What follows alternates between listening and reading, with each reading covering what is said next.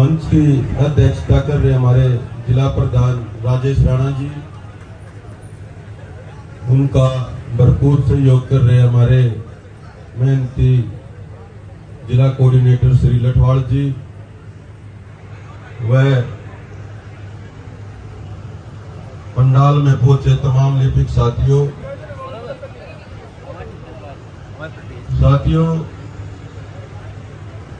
आज हमारा अनिश्चितकालीन हड़ताल का 38वां दिन है,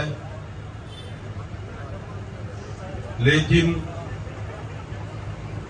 सरकार द्वारा कई दौर की वार्ता होने के बावजूद भी और अलग अलग तरीके से मीडिया से या और अन्य तरीकों से आपके पास जो सूचनाएं पहुंचती हैं, कुछ गलत भी पहुंचती हैं, लेकिन आपका जो मनोबल इतना ऊंचा उठ गया है कि आपने हर चीज को दरकिनार करते हुए इस पंडाल को भर दिया है। ये हमारी जीत है साथियों। हड़ताल का 34वां दिन जिस दिन था, वो दिन राज्य कार्यकारिणी में एक बात रखी गई, भाई टाइम ज्यादा हो गया है और सरकार से कोई बुलावा भी नहीं आ रहा है, तो इस बारे में हमें सोचना चाहिए कि आगे की रूपरेखा हमारी क्या होनी चाहिए, क्योंकि साथियों में हर टाइम ये जिज्ञासा बनी रहती है कि सरकार कब बुला रही है, कब हमारी मांग पर बात कर रही है। तो साथियों, 35वें दिन हम सभी साथी राज्य कार्यकारिणी से अम्बाला के अंदर इकट्ठे हुए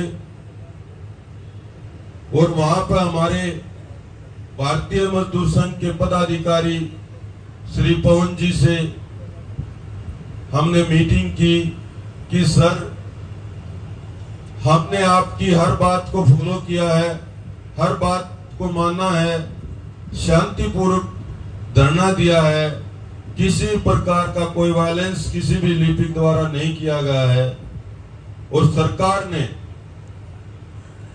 हमारी एक मात्र जायज मांग 35,400 पर अभी तक कोई सकारात्मक रुख नहीं अपनाया है। इसका एक तो हमारे जो धरना स्थल पर लिपिक साथी बैठे हैं उनमें भी रोष बन गया है कि क्या हमारा ऊपर वाला जो संघ है वो क्या कार्य कर रहा है, किस प्रकार से कर रहा है और क्या लीड कर रहा है, उसके बारे में थोड़ी चर्चा की जाए। तो साथियों, उसी दौरान हमारे बीएमएस के पदाधिकारियों ने हमारी बातों को सुनते हुए हमें कुछ बताया, जिसमें कुछ बातें ऐसी थी जो पॉजिटिव थी और कुछ नेगेटिव थी। हम सभी राज्य कार्यकारिणी के मेंबरों ने उनसे निवेदन किया कि सर, नेगेटिव छोड़ दीजिए और पॉजिटिव ले लीजिए और हमारा मार्गदर्शन करिए और जो हमारी मांग 35,400 की है, इस पर जल्द से जल्द कोई ना कोई कार्रवाई करवाइए, ताकि हमारे लिपिक साथियों में भी जोश और उत्साह बना रहे। तो उसी दौरान हमारे बीएमएस के क्षेत्रीय संगठन मंत्री पवन जी ने आनंद फानन में 3 बजे सेक्रेटरीट में मीटिंग की। उस मीटिंग में ओनली बीएमएस के पदाधिकारी गए। हमने पवन जी से ये निवेदन किया था कि सर, हम तभी बात करेंगे या तो माननीय सीएम साहब सामने हो या कोई नतीजा निकलता हो, अदरवाइज हम मीटिंग में नहीं जाएंगे। तो उन्होंने सेक्रेटरीट में वी उमा शंकर, अनुराग रस्तोगी जी, ओएसडी जवाहर यादव जी, तीनों से मुलाकात की और मुलाकात के बाद जब नीचे आए तो उन्होंने कहा कि भाई वी उमा शंकर का जो स्वभाव और नेचर है वो हमारे लिए खतरनाक है, नेगेटिव है, और वो हमारी बात एकमात्र मांग जो हमारी 35,400 की है उसमें बीच में आड़े आ रहा है। उसके लिए सीधा हमने सीएम साहब से ही मिलना पड़ेगा अगर कुछ ना कुछ इसका सलूशन निकलवाना है। तो साथियों, भारतीय मजदूर संघ के पवन जी ने अपनी हर संभव कोशिश करके अगले दिन मीटिंग करानी चाहिए, लेकिन किसी कारणवश वो नहीं हो पाई और वो कल मीटिंग हुई। कल पूरा दिन 11 बजे हम सीएम साहब के आवास पर बैठे रहे, एक मीटिंग रूम था उसमें बैठे रहे। अनुराग रस्तोगी भी, उमाशंकर, ओएसडी जवाहर यादव, उनसे हमारी लगातार वार्ता रही और एक रूम में अलग से बैठकर भी सीएम साहब से अनुराग रस्तोगी और जवाहर यादव जी ने भी बात रखी अपनी अपनी। साथियों, कल की मीटिंग का एक रुझान ये था कि एक पदाधिकारी जो जवाहर यादव ओएसडी था वो हमारी मांग के फेवर में आ गया था। साथियों,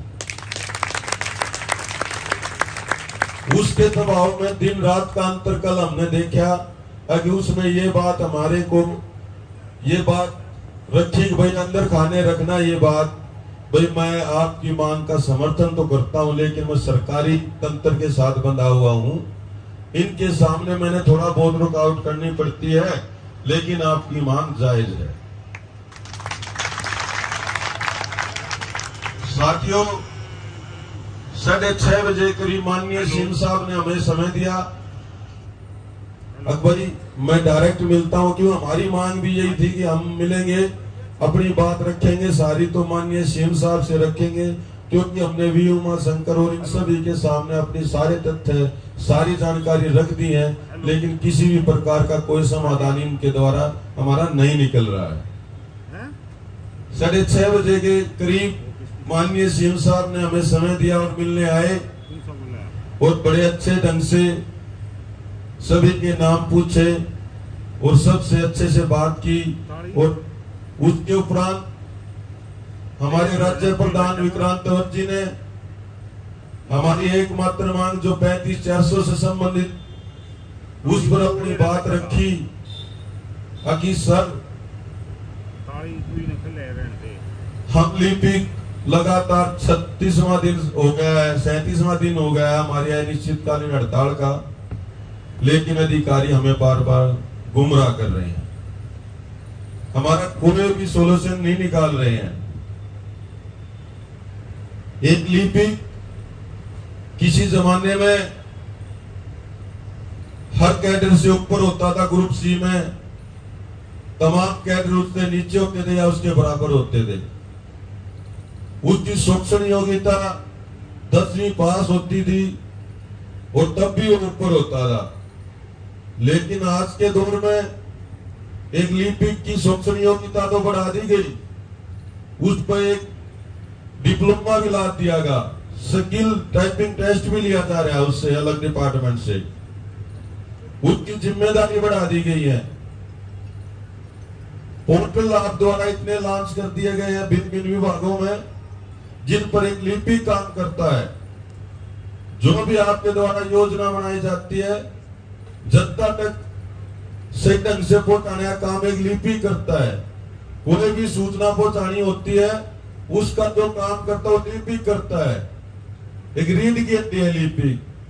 बहुत से डिपार्टमेंट ऐसे हैं जहां पर लिपिक ही सब कुछ है, उसमें अन्य कैडर नहीं है। जैसे एजुकेशन का उन्होंने उदाहरण दिया कि एजुकेशन का क्लर्क नीचे से फाइल चालू करता है और आखिर तक उसी का काम होता है। तो साथियों, इस बात को सुनते हुए माननीय मुख्यमंत्री जी ने वे सभी तथ्य नोट किए और अपनी बात रखते हुए विक्रांत तंवर जी ने कहा कि सर हम सब ये आपके बच्चे हैं, आप पर हमें नाज था, हमें विश्वास था कि हमारा कुछ न कुछ माननीय मुख्यमंत्री जी जरूर मानदेय बढ़ाएंगे, लेकिन जिस प्रकार से आपकी सरकार का और आपके अधिकारियों का रुख रहा है, ऐसा कहते हुए माननीय मुख्यमंत्री जी के सामने विक्रांत तंवर जी काफी भावुक हो गए और वो माहौल ऐसा हो गया,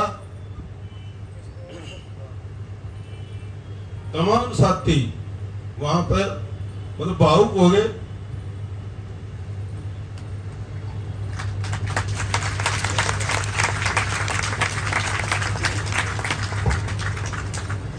तो साथियों, माननीय मुख्यमंत्री जी भी भावुक हो गए और उन्होंने अपना हौसला देते हुए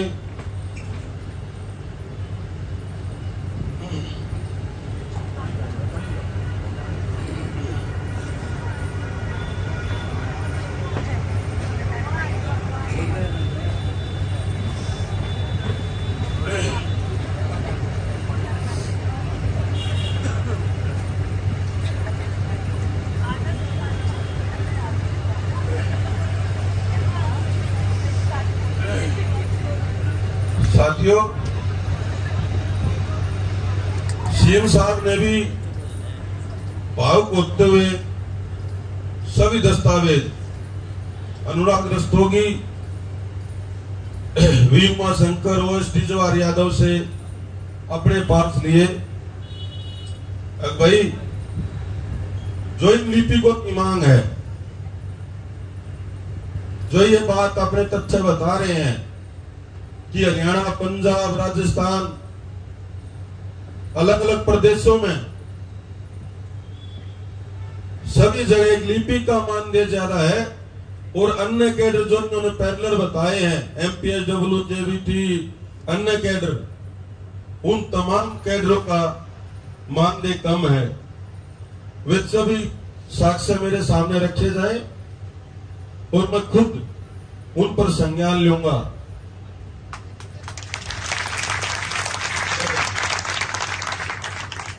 साथियों, तथ्य लेते हुए और उन पर मार्क करते हुए माननीय सीएम साहब ने एक बात दोहराई। अगर भाई, जो वी उमाशंकर द्वारा आपके सामने बात रखी गई थी 21,700 की, अगर आपकी सहमति है, अगर आप लेना चाहते हो तो मेरे को कोई परेशानी नहीं, अभी दे रहा हूं मैं, आप ले सकते हो। लेकिन आपके जो तथ्य है मैं उन पर विश्लेषण करना चाहूंगा और 15 तारीख को शाम को या 16 तारीख को मैं आपसे एक बार फिर वार्ता करना चाहूंगा और आप मेरे बच्चे हो, आपके लिए कुछ न कुछ अच्छा जरूर करूंगा। उन्होंने ऐसा आश्वासन दिया। साथियों, वी उमाशंकर, हमारी मांग जो 35,400 है, इसके बीच में सबसे बड़ा रोड़ा वी उमाशंकर है साथियों। क्योंकि जब बात रखी जा रही थी तो जवाहर यादव जी ने भी अपनी तरफ से बीच बीच में ये कहते हुए माननीय मुख्यमंत्री जी को प्रेरित किया कि सर, आपके बच्चे हैं, कुछ कर दीजिए, आपके बच्चे हैं, कुछ कर दीजिए। उन्होंने 2 बार ये चीजें दोहराई, तो उनका शुक्रिया मानते हैं, उनका शुक्रिया अदा करते हैं कि उन्होंने हमारी मांग को सराहा।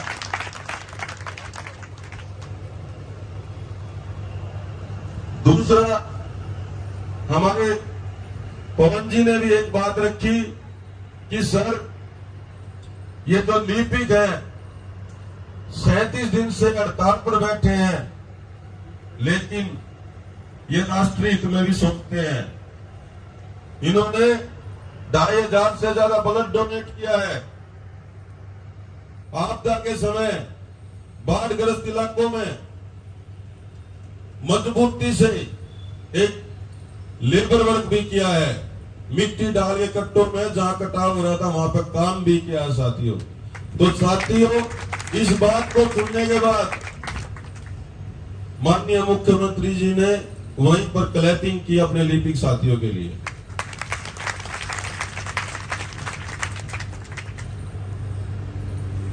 तो साथियों, कल की जो मीटिंग थी, उस मीटिंग में कोई साथी ये ना सोचे कि एक कैडर की बात उठाई गई।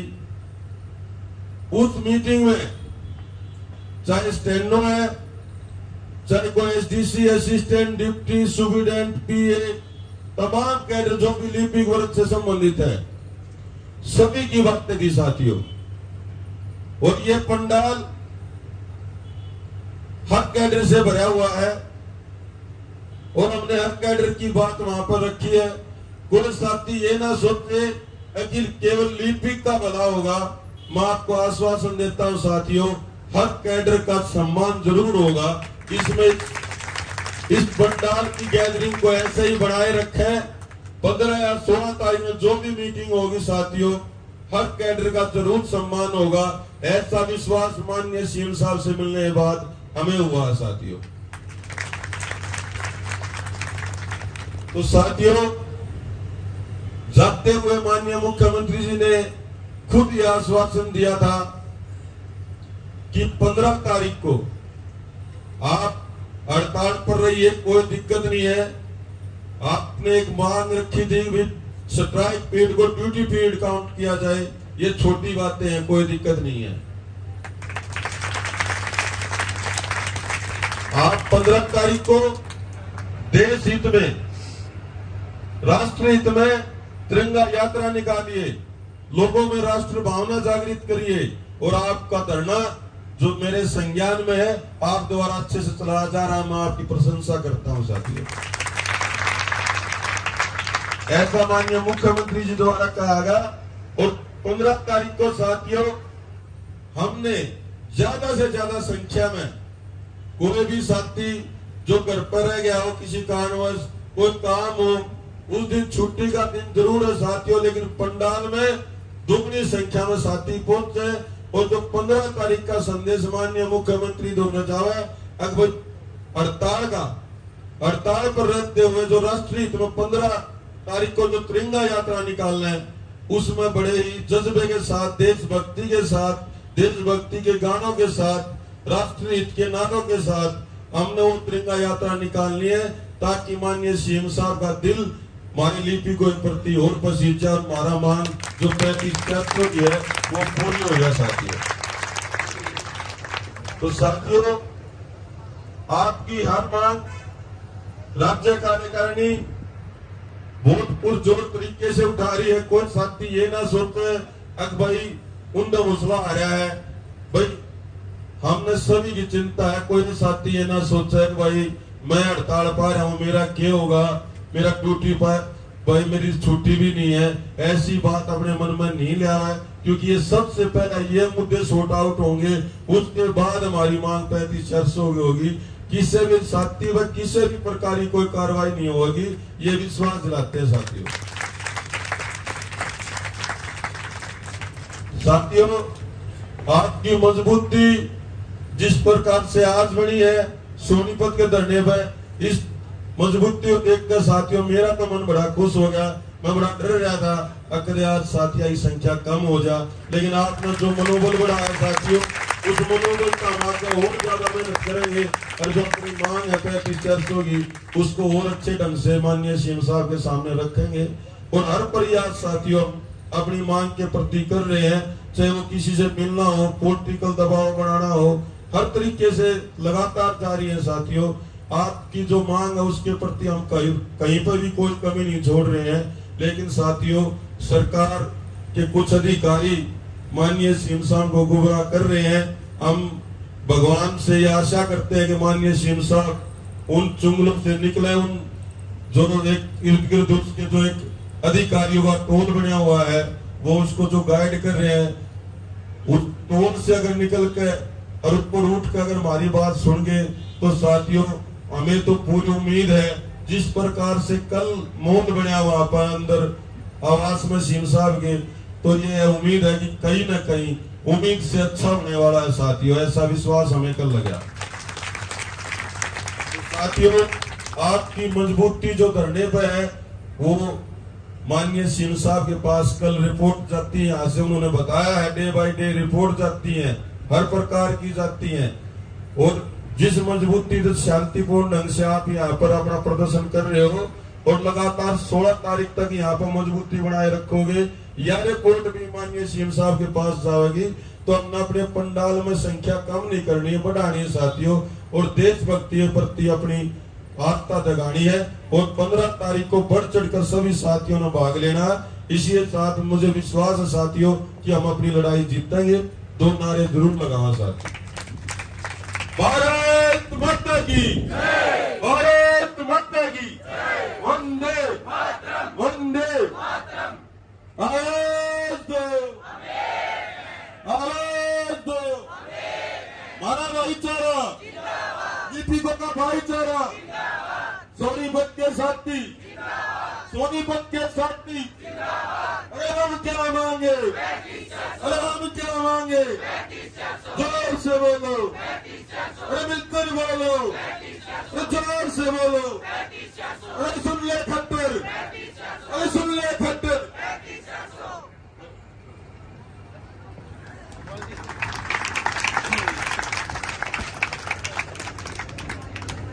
भाई आराम मिल रहा कुछ? हाँ मिल जा जी, मिल रहा। पहले तो बेटर फील करे होगे भाई। वो काली टी शर्ट आना हम भी सुन आवाज आवती बोला कुलदीप तक काली टी शर्ट दिला ले। यो छोरा मुंह ना छोड़ रहा क्या उस टीम में? बहुत बड़े बड़े गहरे राज हैं इसके साथ। इसका तो फोटो लेने जाने फोटोग्राफर वो भी एक्स्ट्रा हुआ है। लेकिन हर काम में भाई बिल्कुल एक चीज इनकी खासियत है, स्टडी करके भाइयों की राय लेके और तभी मीटिंग में जाते हैं भाई क्या। और ऑलरेडी डिप्टी सुपरिटेंडेंट बनने वाले हैं, लेकिन इस कैडर के लिए इतना जोश और जज्बा मैंने नहीं देखा।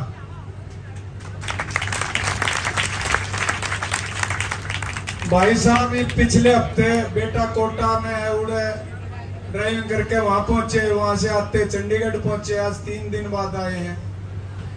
तो साथियों इनका हौसला जब बड़ा जब आता है पंडाल भरा दिखा है। और आज भी एक बात इन्होंने मुझे कही, वह विक्रम जी आखिरी बार पर छक्का भी मार सके हैं तो जरूर लगेगा। जज्बा होना चाहिए और वो इन भाइयों में है। इन्हें जाना है थोड़ा